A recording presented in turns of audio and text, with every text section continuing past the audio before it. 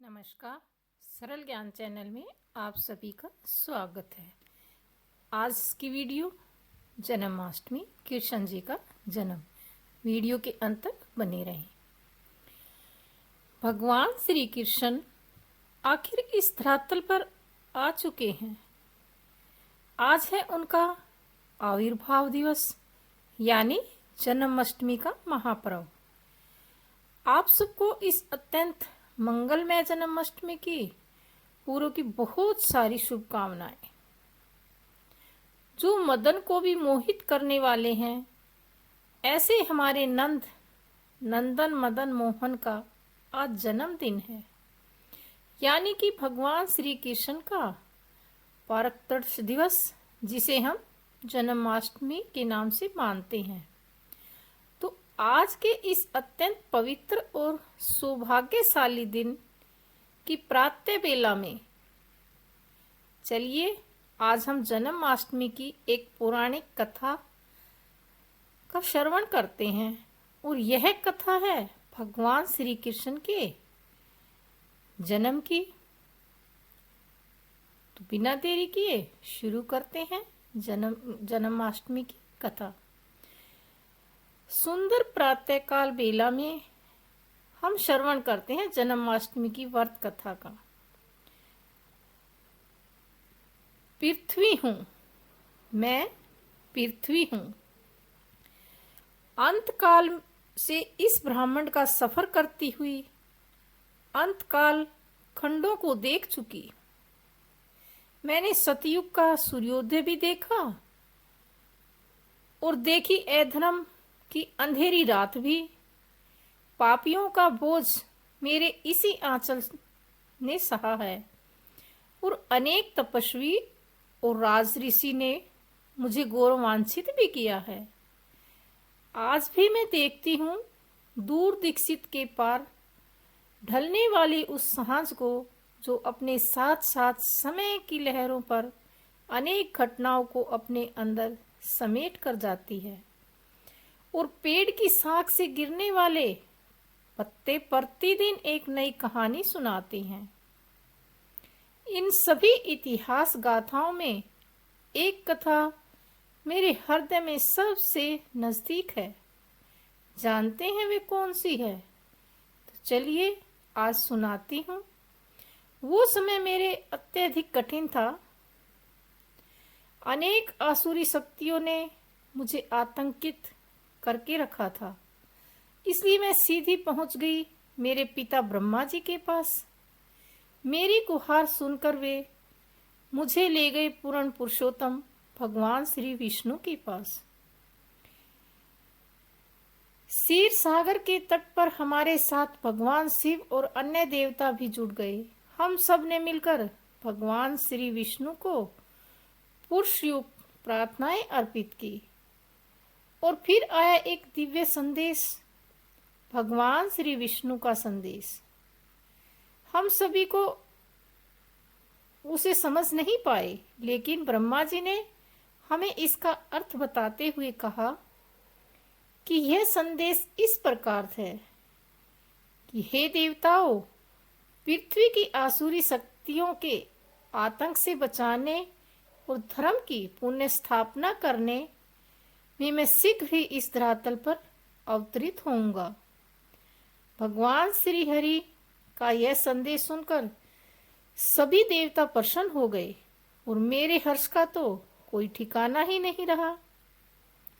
आखिर पूर्ण पुरुषोत्तम परम भगवान स्वयं मेरे वक्षस्थल पर अपने कदम रखने वाले थे। इससे बड़ा सौभाग्य किसी का क्या हो सकता है।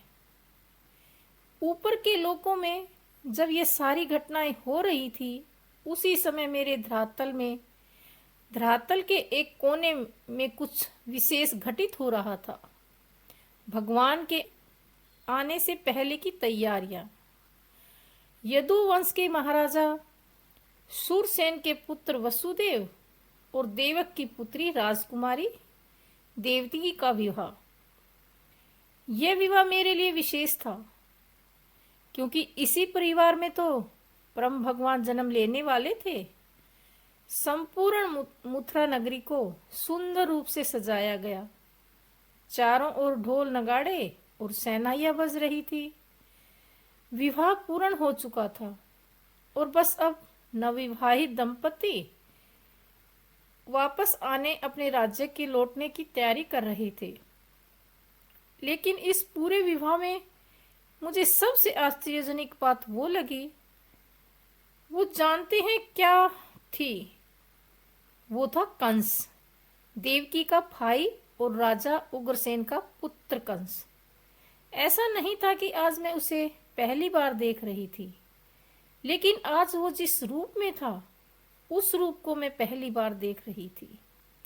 आज तक मैंने एक क्रूर अत्याचारी और दुष्ट कंस को देखा था, लेकिन आज वही पापी कंस एक आदर्श भाई बनकर अपनी प्यारी बहन देवकी को उसके ससुराल छोड़ने जा रहा था, और वह भी स्वयं उस रथ का सारथी बनकर।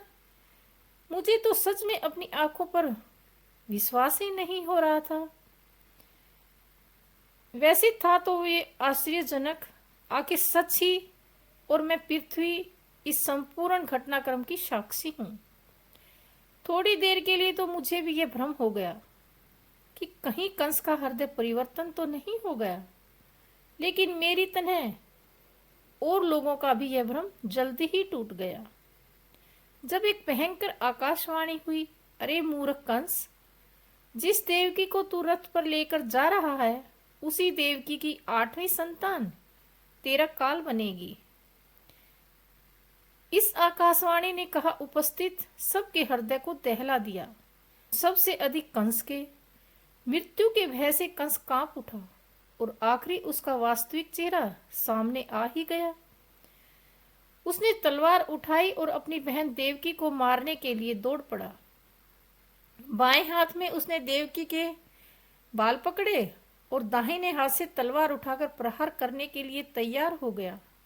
अब देखिए, यह आपातकालीन स्थिति थी, लेकिन राजकुमार वासुदेव भी बुद्धिमान थे। उस एक क्षण में ही उन्होंने अपनी नवविवाहित पत्नी देवकी को बचाने के लिए कंस को संबोधित करते हुए कहा, रुको मेरे भाई, तुम ऐसे महावीर को यह शोभा नहीं देता कि वह अपने मृत्यु के भय से अपनी ही बहन का वध करे, और वह भी उस समय जो वह अभी अभी उसका विवाह हुआ है। जन्म और मृत्यु की प्रक्रिया में तो प्रत्येक जीव आत्मा को निकलना ही पड़ता है, फिर ये भय कैसा? लेकिन आप तो जानते ही हैं कि कंस जैसे क्रूर व्यक्ति ने के काल में पड़ने वाले यह शब्द पत्थर के ऊपर पानी फेरने जैसे थे। वासुदेव की बातों का उस पर कोई असर नहीं पड़ा, इसलिए आखिरी थक हार कर वासुदेव ने उसे वचन दिया कि देवकी जैसे ही कोई संतान को जन्म देगी वे कंस को सौंप देंगे। वासुदेव का यह वचन सुनकर फिर एक बार वहां उपस्थित सभी लोगों के हृदय कांप उठे, लेकिन कंस प्रसन्न था, क्योंकि वह जानता था कि वासुदेव अपना वचन अवश्य निभाएंगे। फिर क्या था, काल का चक्कर घूमता रहा और देवकी ने पहले पुत्र को जन्म दिया।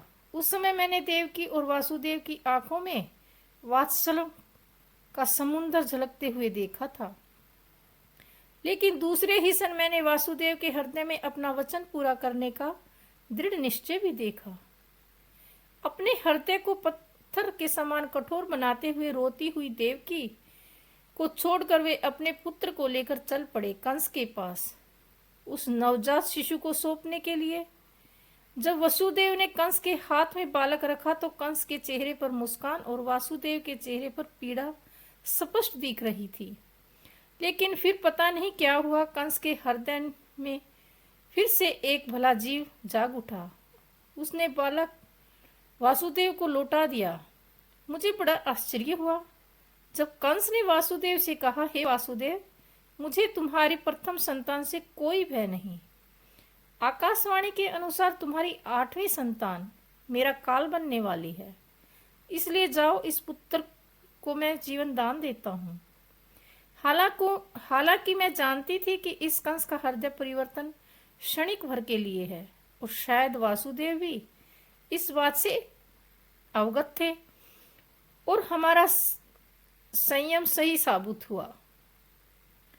कुछ ही समय में वहां नारद मुनि आए। उन्होंने कंस को उत्तेजित करते हुए कहा, अरे अरे कंस, तुम्हें कैसे पता चला कि देवकी की यह पहली संतान है या आठवीं? ये भगवान विष्णु हैं, क्या पता पहले को आठवां बना दे और आठवीं को पहला, तो सावधान रहना। हाँ, इतना कहकर नारद मुनि तो चले गए, पीछे छोड़ गए कंस के मन में एक संयम शंका का बीज बो गए। वैसे मैं समझ गई थी कि नारद मुनि कंस को इस प्रकार उत्तेजित इसलिए कर रहे थे क्योंकि उसके पापों का घड़ा जल्दी भरना जरूरी था, तभी तो भगवान आएंगे ना। तो बस फिर क्या था, कंस ने अपने सैनिकों को आदेश दिया, वासुदेव के नवजात शिशु को उसने उसी क्षण निर्णय हत्या कर दी और वासुदेव तथा देवकी को कारागार में बंद कर दिया। देवकी ने प्रत्येक वर्ष एक एक करके 6 पुत्र को जन्म दिया और कंस अत्यंत क्रूरतापूर्वक उन सब की हत्या करता रहा।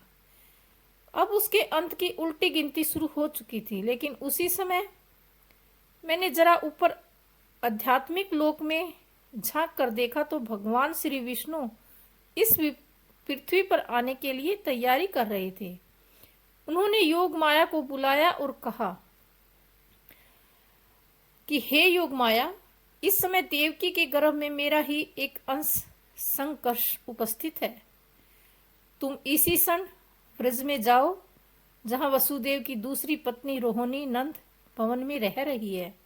देवकी के 7वें गर्भ को रोहिणी के गर्भ में स्थानांतरित करो।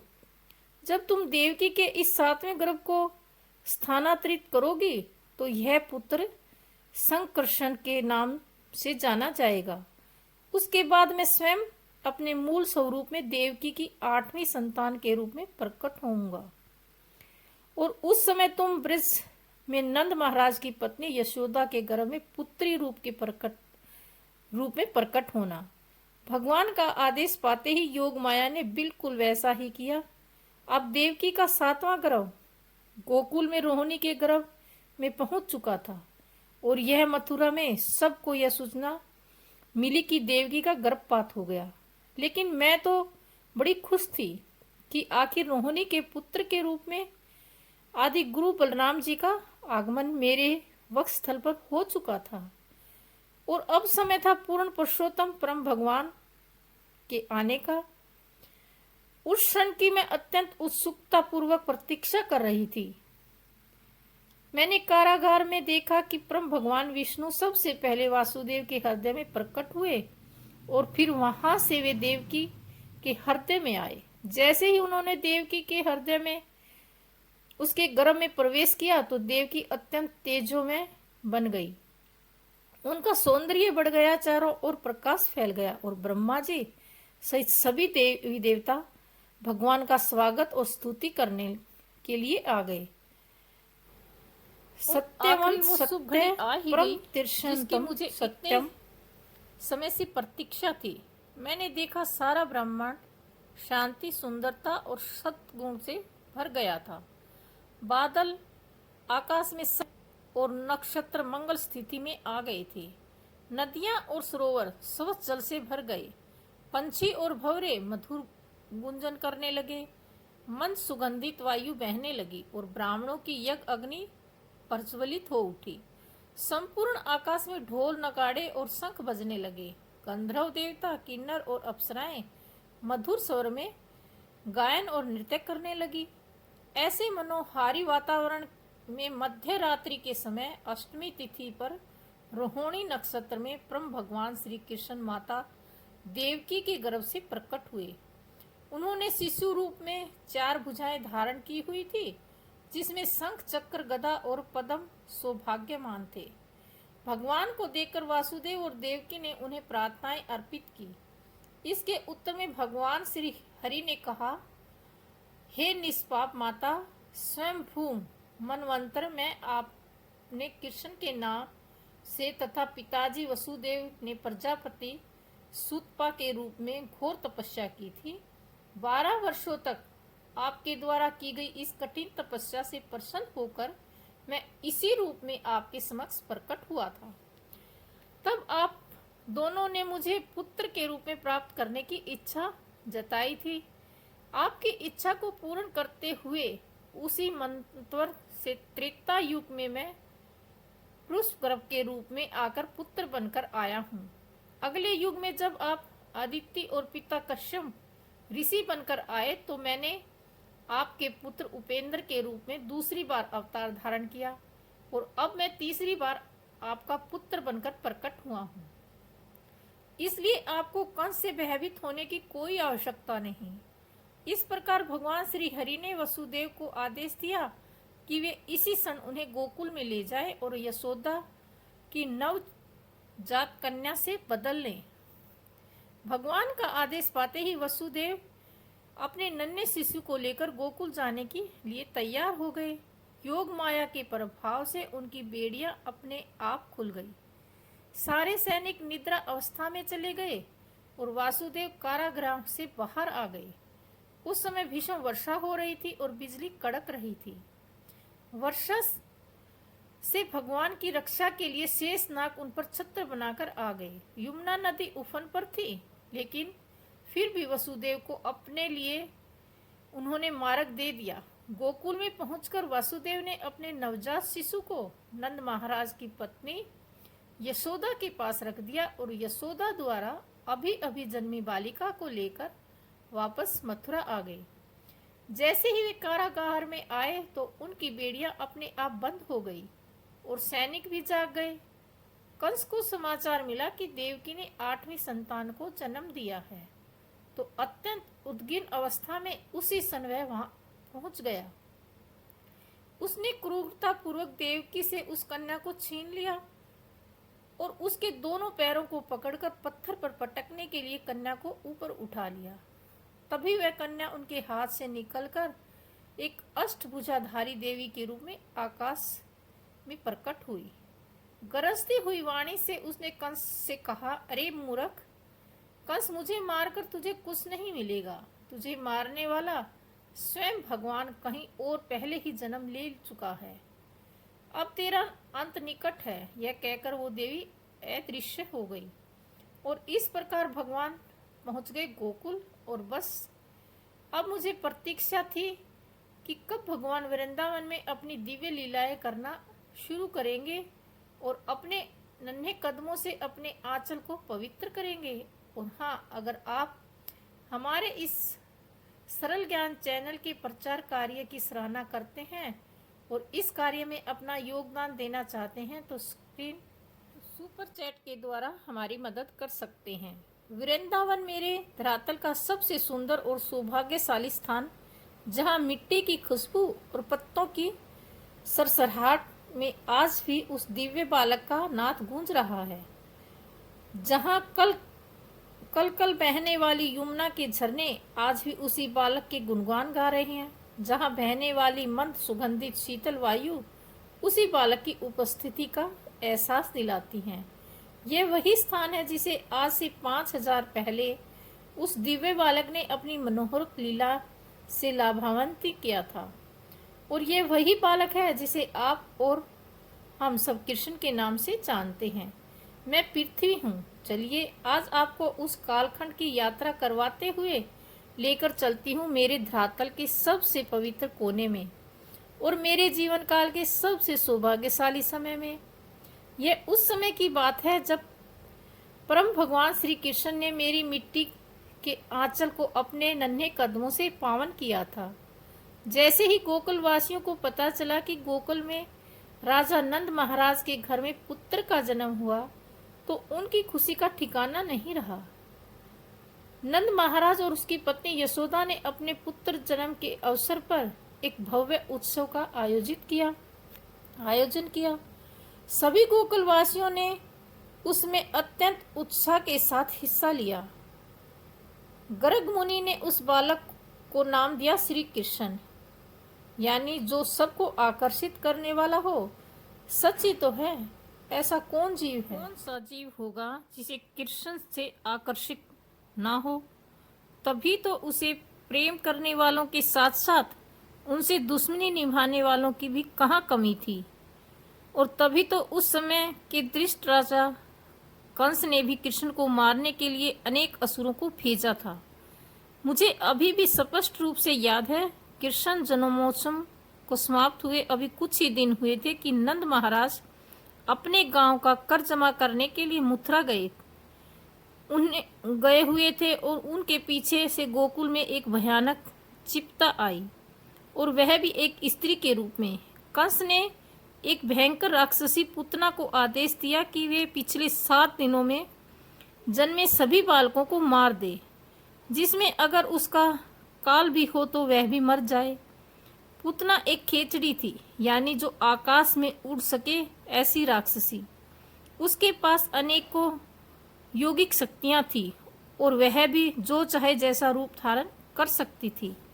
कंस का आदेश पाते ही उसने मथुरा के आसपास के क्षेत्रों में अपना भयानक कृत्य करना आरंभ कर दिया और इस प्रकार शिशुओं की हत्या करते हुए एक दिन आकाश मार्ग से वह गोकुल में आ पहुंची। वह जानती थी कि यहाँ के राजा चंद महाराज के घर में अभी कुछ ही दिन पहले एक पुत्र ने जन्म लिया था, इसलिए वह वहीं आकर अगला शिकार था। लेकिन वह बालक थी, चालाक थी, इसलिए सरलता से अपने इस नियम कार्य को पूरा करने के लिए उसने एक अत्यंत सुंदर स्त्री का रूप धारण किया।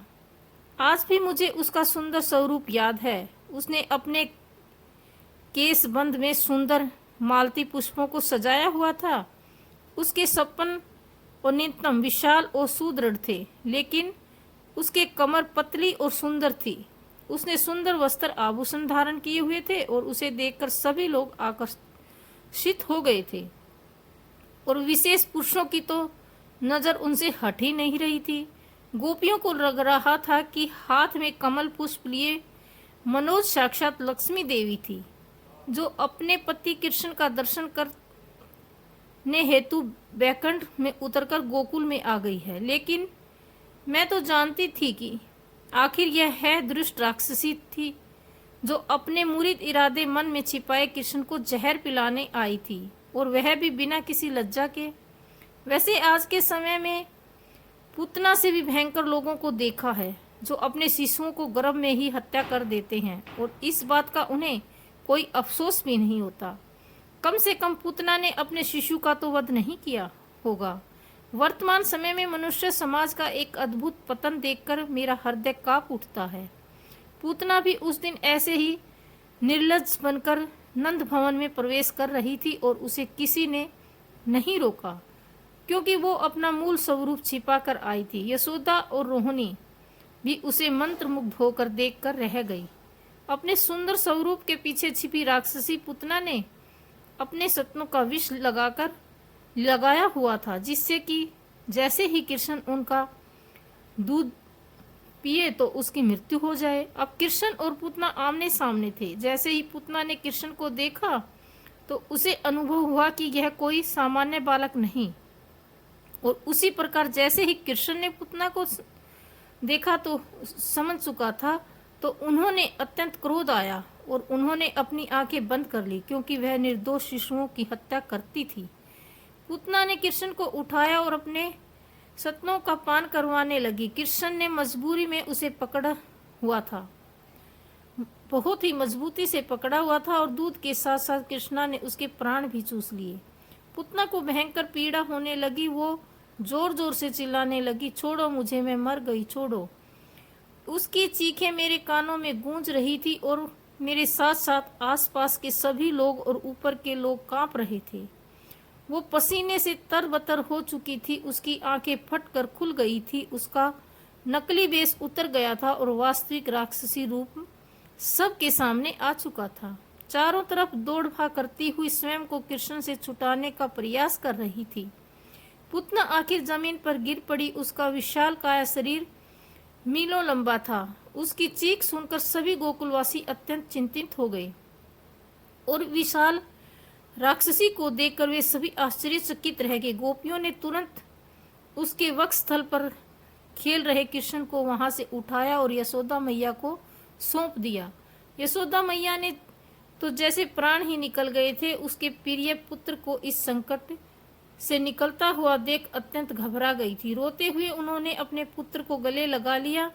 सभी गोपियों ने नन्हे कृष्ण की सुरक्षा प्रदान करने के लिए अच्छी तरह से गो मूत्र से नहलाया और भगवान विष्णु के मंत्रों का उच्चारण करने लगी।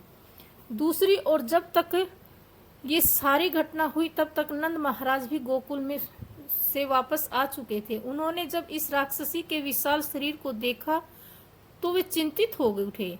उन्होंने कृष्ण को अपनी गोद में उठाया और सिर चूसने लगे।